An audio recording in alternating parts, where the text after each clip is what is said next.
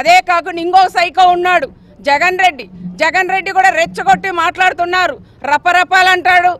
తర్వాత చంద్రబాబు నాయుడు గారిని బాయిలేకి దుంకమంటాడు. అయ్యా చంద్రబాబు నాయుడు గారు కాదు బాయిలేకి దుంకడం, నువ్వు నీళ్ళ లేని బాయిలేకి కూడా దుంకనే ఆ బాయికి కూడా ఇదవుతుందని కూడా ప్రత్యేకంగా కూడా చెప్తున్నాం. చంద్రబాబు నాయుడు గారి సార్ గురించి మాట్లాడే అర్హత లేని వ్యక్తి ఒక జగన్మోహన్ రెడ్డి. ఈరోజు జగన్మోహన్ రెడ్డి మా అన్న చంద్రబాబు నాయుడు గారిని కానీ మా నాయకుడైన లోకేష్ బాబు గారిని కానీ రకరకాలుగా విమర్శిస్తున్నారు. మీరు ఏవైతే తప్పులు చేశారో ఆ తప్పులకి సాక్ష్యంగానే ఈరోజు మీరు జైలుకు పోతున్నారు. మీరు జైలుకు పోతా అంటే అది కూడా చూసి భయపడి ఈరోజు మా నాయకుడు చంద్రబాబు నాయుడు గారిని రకరకాలుగా కూడా మీరు మాట్లాడుతున్నారు. అయ్యా జగన్ రెడ్డి, నువ్వు కూడా సూట్ కేసు రెడీగా పెట్టుకో.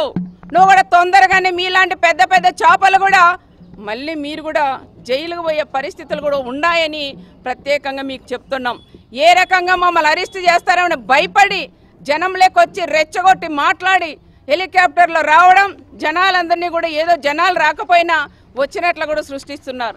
నిన్ననే హోమ్ మినిస్టర్ గారు అనితమ్మ గారు కూడా ఒకటి ఇది చేశారు, వీడియో కూడా పెట్టారు. జనాలు ఎంతమంది ఉన్నారు ఒక్కసారి చూడమ్మా భారతమ్మ. జనాలు లేకపోయినా ముందు వీడియోలు పాత వీడియోలన్నీ కూడా నువ్వు చూపించి ఏదో జనం విపరీతంగా జనాలు వచ్చినట్లు నువ్వు సృష్టిస్తున్నావు. ఒక్కసారి చూడమ్మా భారతమ్మ అని నిన్నే అనితమ్మ కూడా ప్రెస్ మీట్ పెట్టింది, మీకు అందరికీ కూడా తెలుసు.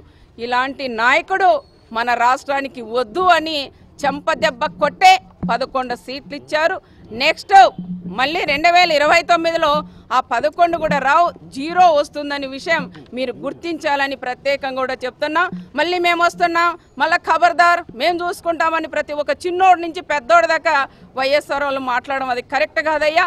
పర్మనెంట్గా మా తెలుగుదేశం పార్టీ మా నాయకుడు చంద్రబాబు నాయుడు గారు సీఎంగానే ఉంటారని ప్రత్యేకంగా ఈ పాపంపేట సాక్షిగా నేను చెప్తున్నానని ప్రత్యేకంగా కూడా తెలియజేసుకుంటూ సెలవు తీసుకుంటాను.